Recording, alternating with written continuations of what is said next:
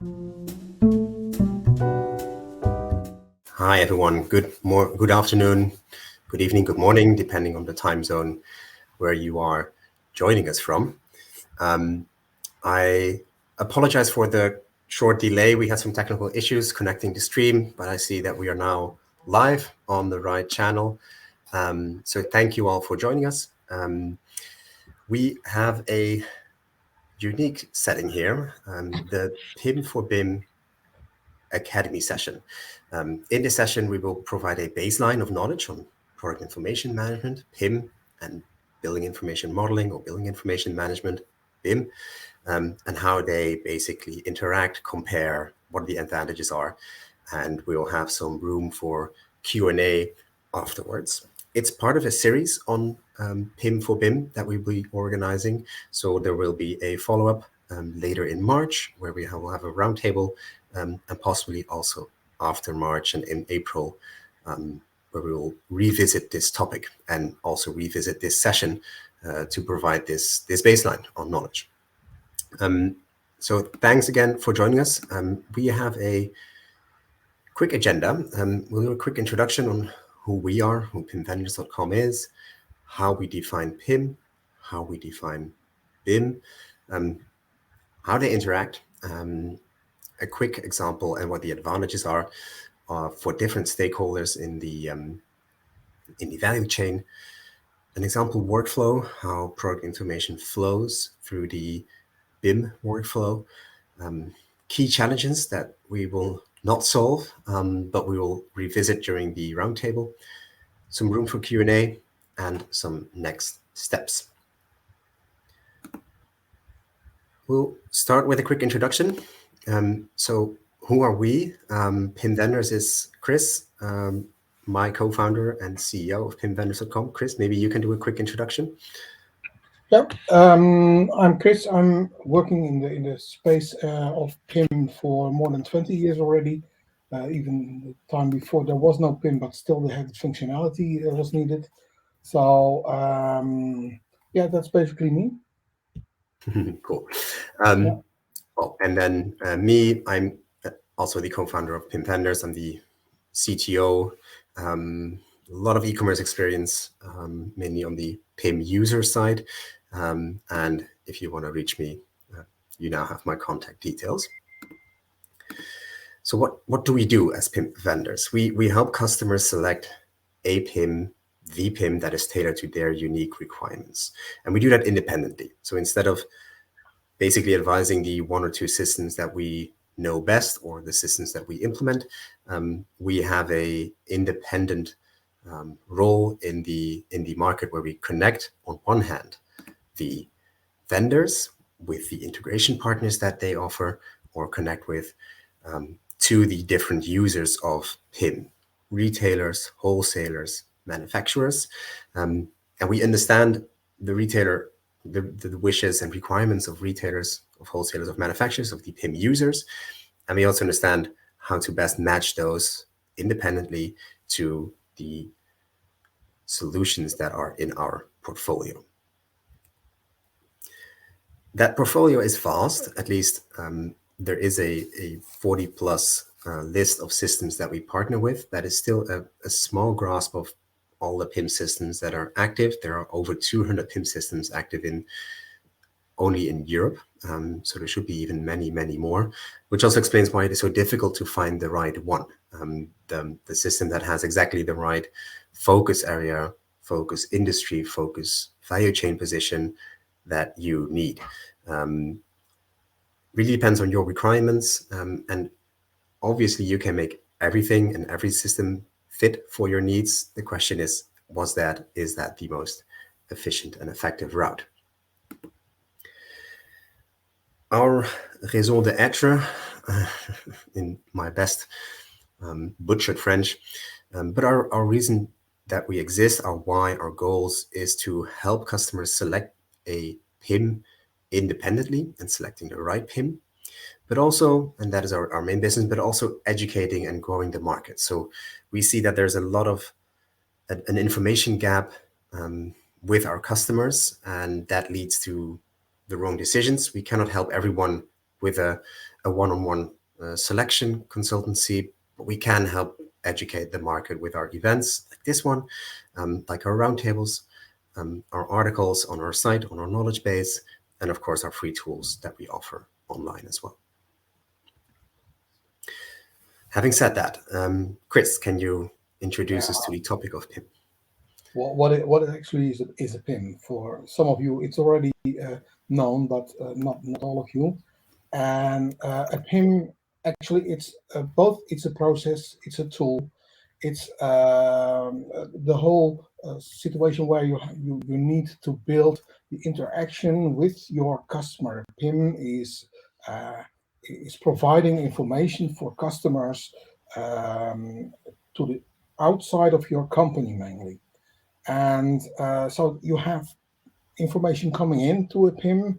It can be from an ERP, it can be from other systems, PLM systems, for instance, or it can be a manual process to put information into the PIM. You can enrich this PIM to be able to provide the different output channels with the right information. And that's actually also the process of the PIM. The process is onboarding the data, it's enriching the data, and it's publishing the data. But overall, you also need to manage the workflow in a right way. So you need to capture the status of a product. Is it enriched in the way, for instance, an e-commerce system wants it to be enriched? Is it enriched the way your catalog needs to have the information? So all this kind of things you can manage within the PIM solution. And then it comes to what do you want to manage within the PIM solution? Well, it's product data. It's kind of obvious, but this product data is a layered way of information. You have the master data, which actually is the core of your product. It's the reason a product exists. So it's the identity, the ID of the product.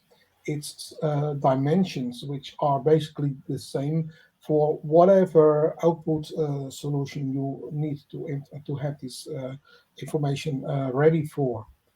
Then you have a layer around this, which is rich product data. This can be the images. This can be a commercial description, not just one commercial descriptions, but more, because you have more output layers, output solutions, which require different kind of descriptions.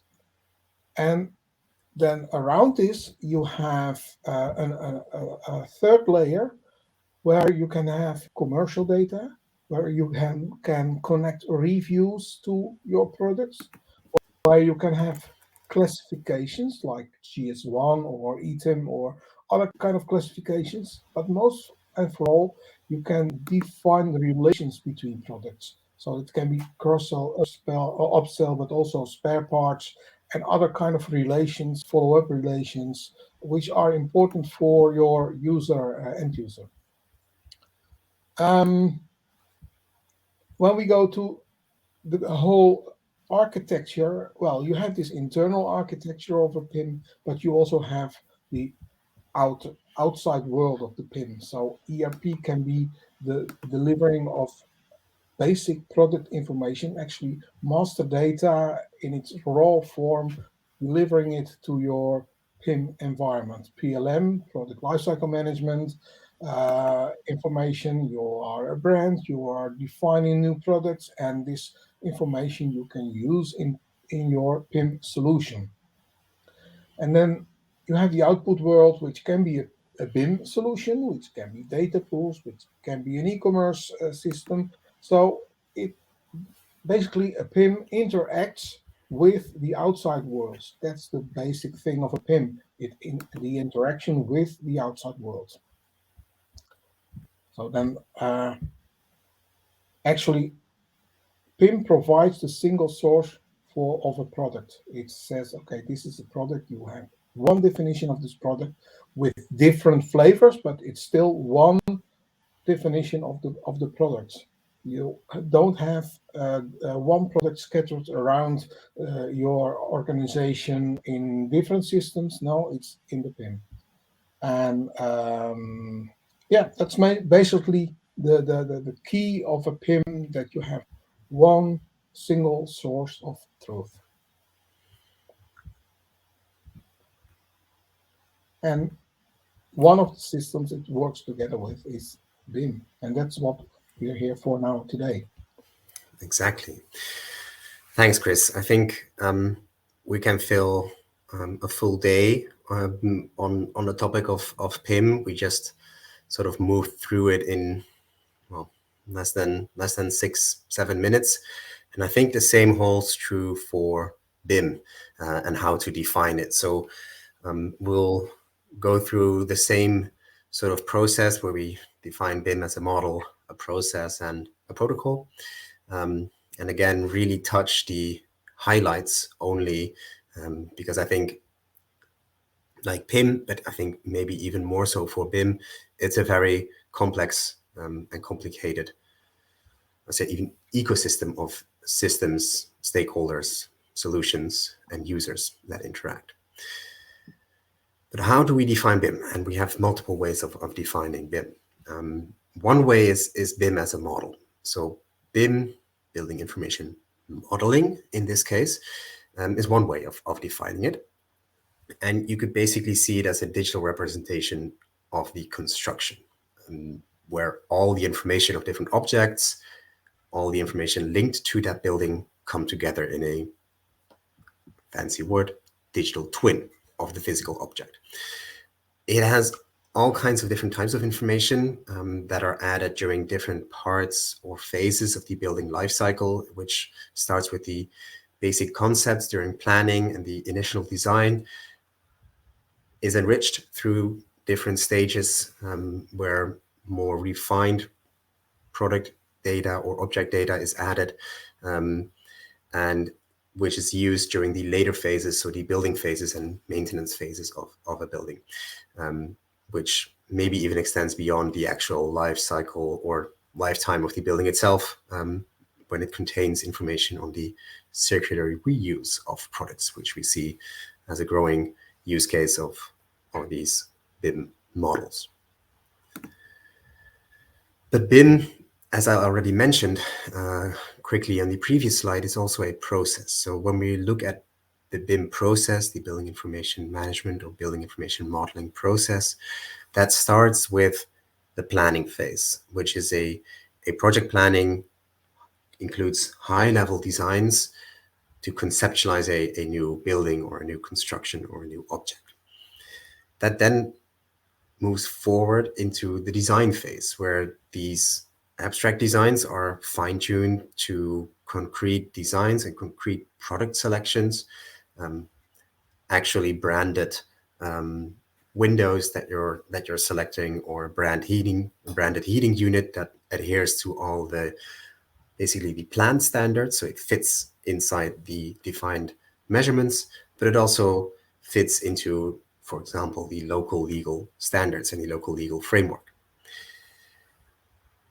You use that data to calculate the design and calculate whether it adheres to all the legal standards, and then you move into the building phase. And during that, you start that phase, the construction company starts building the design, usually, unfortunately, still runs into all kinds of issues where pipes end up at the wrong places, or piping ends up at the wrong places.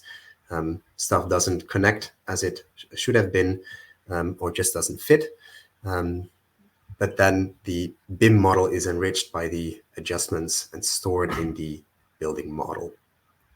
For maintenance, the fourth and final phase in this model, where the detailed model is used to operate the building and maintain the building effectively and efficiently.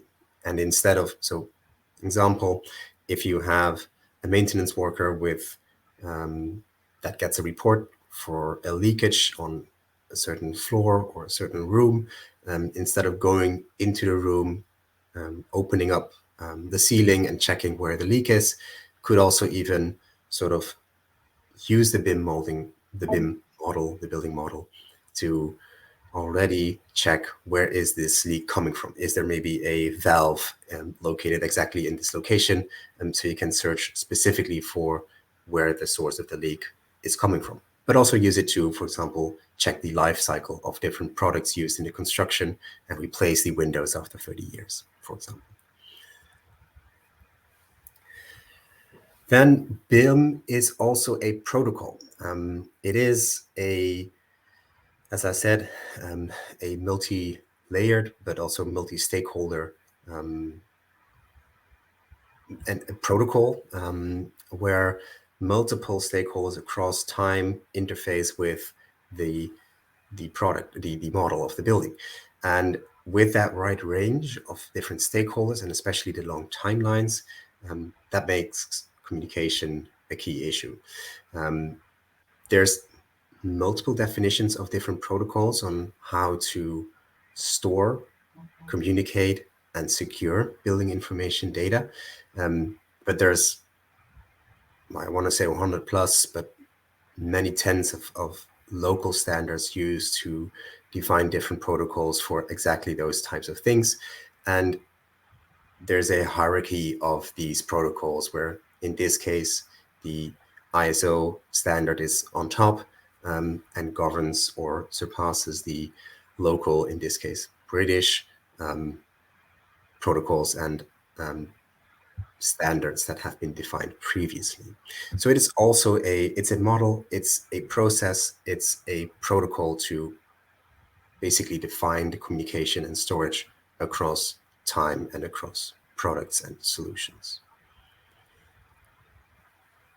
So in summary, BIM is at the core of your building data. It is a single model of the physical construction, and it coordinates all the building processes. Like PIM coordinates all the product information and product data processes, BIM coordinates the building processes, planning, designing, building, and maintenance. But it's also a protocol for the storage and communication of all construction-related data and objects. So how do PIM and BIM interact? Where do they support each other? What are the advantages of using PIM in a BIM environment? Well, I think the phase that has the most benefits from using a PIM is, or at least the most obvious advantages, is the design phase, where during the planning phase, a building was planned with generic assets like a heating unit that is 70 by 60 large, that has an input and an output pipe, or a window that opens, that only opens to the inside, that is, I don't know, has a certain dimensions and a certain heat resistance because it needs to be double glass or even triple glass. But that was the plan. In the end, it needs to be constructed with actual materials and actual products. In between is the design phase, where these abstract generic assets are turned into specific choices for suppliers, for manufacturers, for products, where they meet the exact, or at least most of the specifications that have been defined in the earlier phases or have been defined by local legal standards. And to do that efficiently, it is helpful to have reliable, up-to-date, and complete product information of the different assets and objects used during the construction phase. And that is one of the key advantages that PIM brings for BIM. So it brings the data integration from all the different stakeholders that you have to have, and all the different sources and suppliers that bring product data or object data to a BIM model. It is helpful in data governance, where it is important to determine which data is important and which isn't, or which data source is leading and which isn't, how it is processed, and how is responsible for maintaining the correct data. And that's key for the efficient management of the data. And obviously from that stems the data quality benefits. Obviously, mistakes during the construction phase require they delay the construction phase or they require expensive rework. And having correct data from these products supports, well, prevents these mistakes from being made. And it also helps in smooth maintenance of that data quality. Make sure that the data is fully filled in, for example, or has the right measurements in the right imperial or metric format. We'll dive into some advantages for different stakeholders. So we discussed the designer, who is, I think, the most obvious, has the most obvious benefit, but as a which is the planner, and it helps to find the products that adhere to the initial designs. It helps to compare different products from different manufacturers to select the right solution, the solution that adheres to all these standards that you set or the measurements that you set. And it helps to save these selected products to your BIM model, to output or publish them to your BIM model. So with all the different inputs from manufacturer's PIM and having the right and most up-to-date input from a manufacturer's PIM in your design solution, it should be easy to find the right product and compare how it stacks up to competitors or alternatives that have been defined in the initial design and the standards that have been defined in the initial design.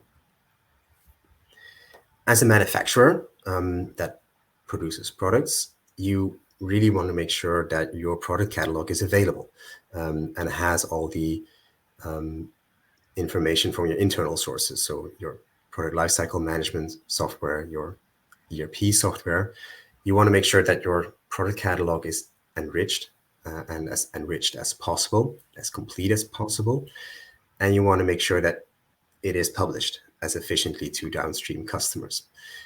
I think what we see too often is manufacturers just publishing a raw data file, an XML or JSON or whatever structured data file on their websites in the hope that it is found by the different planners and uploaded to their design software, where a live feed from their PIM would actually make sure that they use this year's design specifications and models instead of the designs and models from 3 years ago. With a dedicated PIM, that is easier than ever before, and you can achieve all the different goals. And then finally, when you start constructing the building, constructing the object, having correct data from PIM brings obviously a higher level of data quality when you're building the product or building the building. Relief from governance issues at the end of the chain, so making sure that it is not your problem when there is something wrong. You know who was responsible for entering the data and who was responsible for supplying or manufacturing the product. And also it enables a smooth construction process without the expensive rework and delays. So as an example, we'll go through a detailed workflow, and in this case, a window into the BIM process and how it interacts with PIM or product data. So in this case, it is literally a window where in this detailed workflow, and I have now defined 4 steps based on the initial process, but there's many steps in between. But it starts with the building planning, where we have a BIM model or a design with broad specifications and requirements for options and for measurements, which in this case, we need windows that are 80 by 90 centimeters, that tilts and turns, and also tilts inwards or turns inwards. That is the initial plan, the initial specification.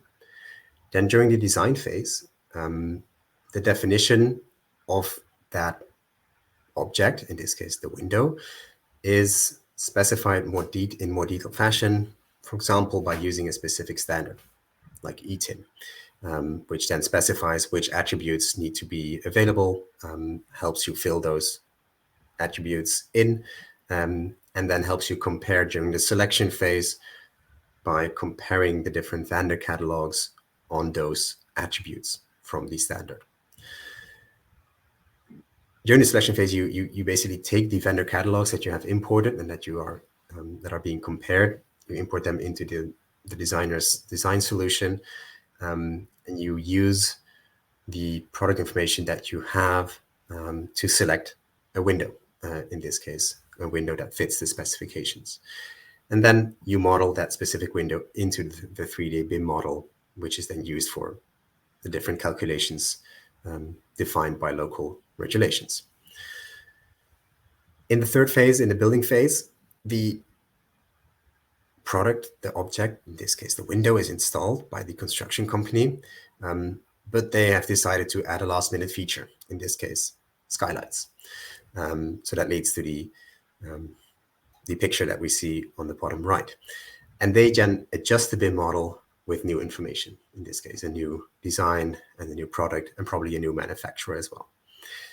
And then that is used for the final phase, the building maintenance phase, where in this case, scheduling of maintenance can be done on the windows based on information in the BIM model, where they know that certain types of wood or certain types of plastics wear out after so many years and need to be replaced. If you do so, you then obviously update the BIM model again with the updated or upgraded information. And finally, if you decide to demolish the building, you have the BIM model that has complete and up-to-date information on the materials used, in this case, the wood or the glass, or the metals being used in the window, so that it can be reused, either in full or in components, based on the information that you have in the BIM model.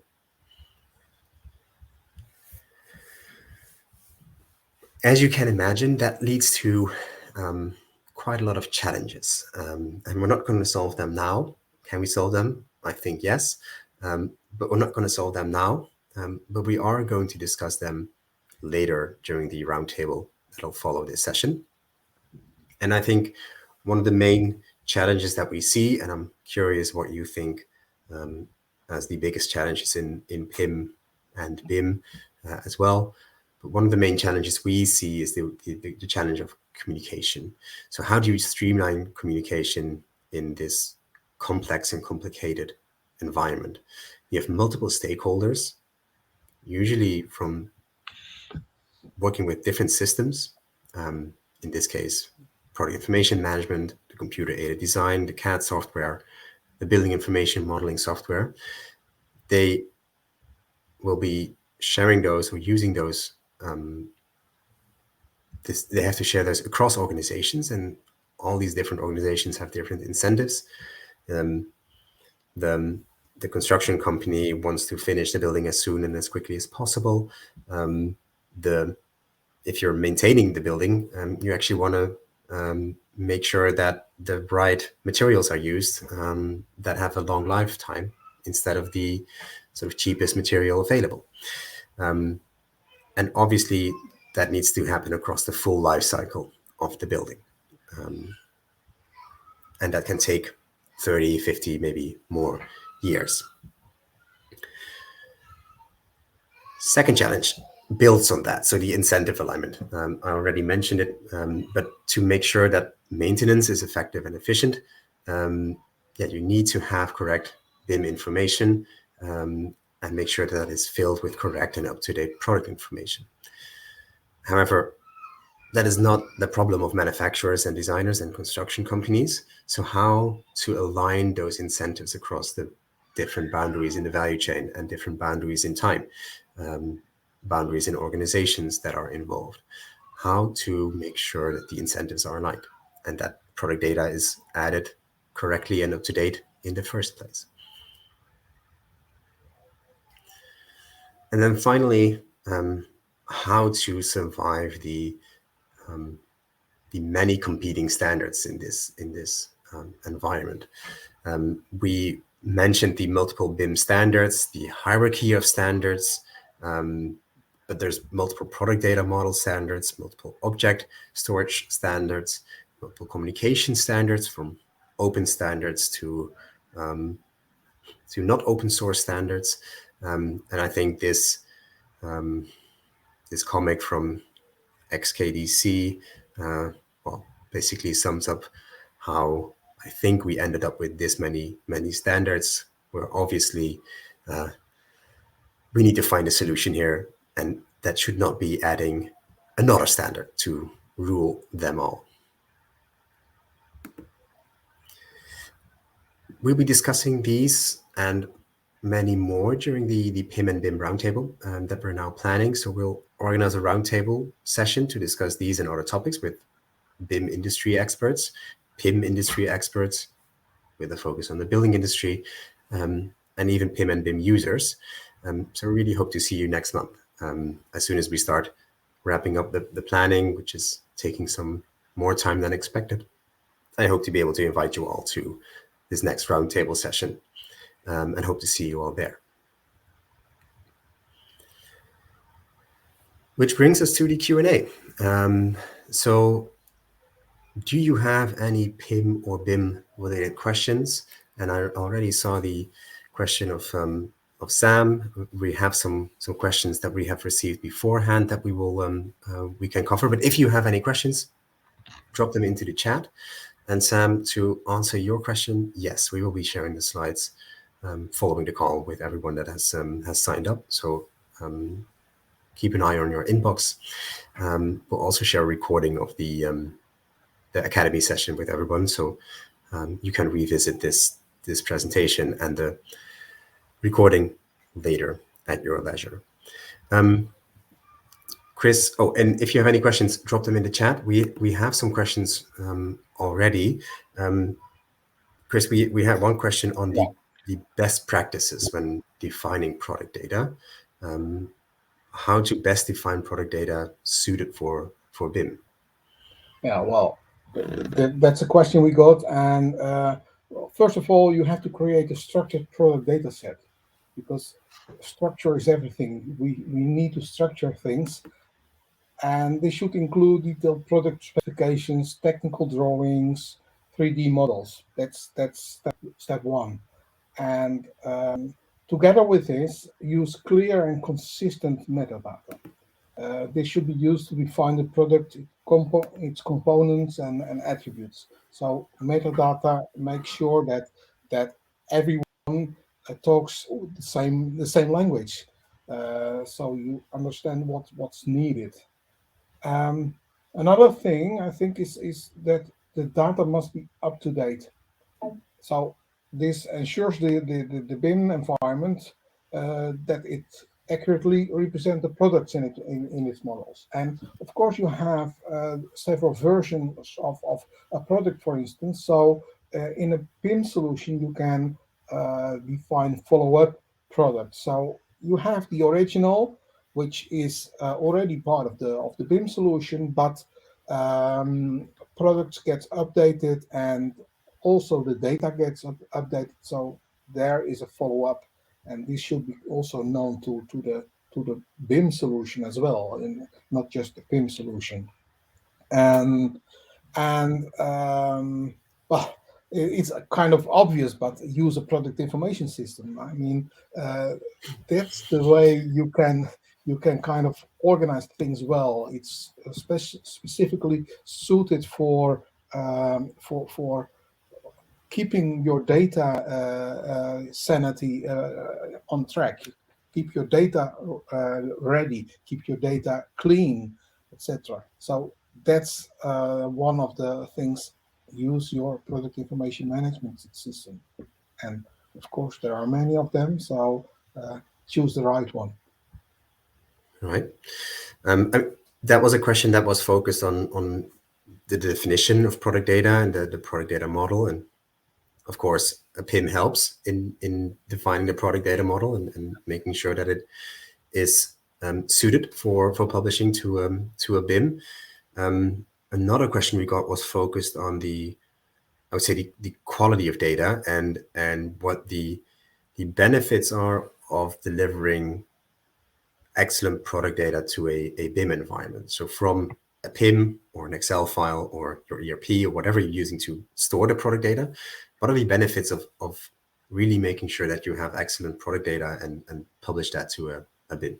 Yeah, well, what we already said before, but I think it's you can't emphasize it enough. It improves accuracy, and with that, reduces the risk of errors and allows for more reliable decision making. I mean, that's the most important thing in the design phase. You have to make decisions what to do. If the data is correct, it definitely improves this process. It improves communication as well because all stakeholders can access the same data. So you don't have any confusion about what is right. And it increases efficiency. It reduces the time required to find and access the right product information. This can help to speed up your project timelines, and ultimately save time and money, of course. And already mentioned it, but I think also emphasizing it improves the design process. Quality product data allows designers to create more realistic models, which can be used to make better decisions and create better designs. So, yeah. Yeah. Cool. Sam, I see your question. I'll get to it. I promise. I just want to quickly sort of well add to the question and the answers that Chris or the answer that Chris gave in the question that we discussed.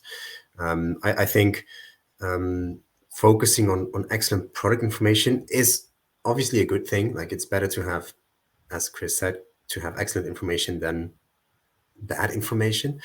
I do think that just purely focusing on having great product data or the having 20 images of a certain object instead of just one, or 100 attributes instead of just the key 20 attributes defined in a standard is a bit of a head fake. It allows you to sort of progress on adding more attributes or adding more data or enriching a product even more. It's something you can control as a manufacturer. That also helps in sort of maintaining that, I don't want to say illusion of progress, but at least you're spinning wheels. But the question is, are you spinning wheels or are you making real progress? And I when looking at the BIM world and the BIM processes and how they all communicate and interrelate, I think what we have seen is a lot of focus on exactly this, like on right. So delivering excellent product data, and it does start with creating, I would say, good or acceptable product data. But I think what we're seeing now is that there's too much focus on it and not enough focus on the communication, the effective communication of product data. So there is great product data available with great 3D models and great video and rich product data available for all the different objects used in the designing of a building. But it is not communicated well. It's not bridged to the designers in the world that are basically planning and designing the buildings. So I would say, like, yes, there's benefits when delivering excellent product data, but maybe the focus should not be on more or better product data, but should be on more or better product data distribution, on how to distribute your product data even better and getting it to all the different designers using your product data. Getting back to the question of Sam, so how exactly does PIM help to align incentives? Chris, do you want to take a stab at this first? Well, I think having the correct data, you can have your correct data in your PIM environment, and this helps also as a manufacturer. It helps you to to inform the designers to have this information, and if you have this information delivered to the designer, he probably will use it. Whereas as another manufacturer with poor data, they won't go there that easily because they need good data. They need information. So when you have the data, you're king, so to say. You have the key for your sales in your organization. Yeah, I would add to that PIM is not the solution here, or at least it's not the end all solution for incentive alignment. I think that comes from government regulation or from maybe market incentives that exist.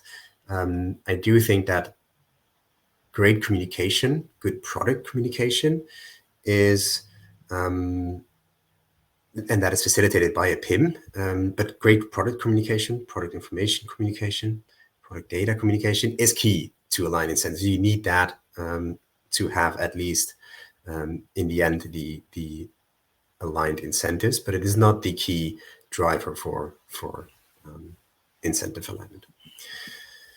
Then a question from Tanya. So an example of how complex BIM PIM communication could be streamlined. Chris? Yeah, I think it has to do with your overall architecture. How do you organize things within the PIM environment?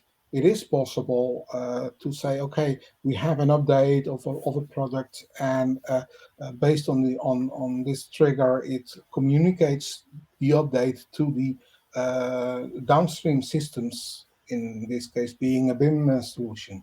So yeah, this can be automated highly. I think that is yeah. That I would add to that in a way again regulations or standards, but let's not go and build another standard. But there could be I think room for middleware, right? A way to communicate or quickly map input to output, input from different PIM systems to output of different BIM systems or different CAD systems, software used to design the building. Have a sort of a syndicator or integrator on on PIM Yeah. and BIM level. There is no general rule on that. It depends on what company you are in. It depends on the maturity of your IT organization, the maturity of your business organization. So there are several ways you can solve this solution. Yeah, yeah, true, true. I hope that answers the question, Tanya. Or even more Cool. questions. We have time for one more question, I think. Maybe if we look at exactly maybe that communication part, the delivery of product information to a BIM environment.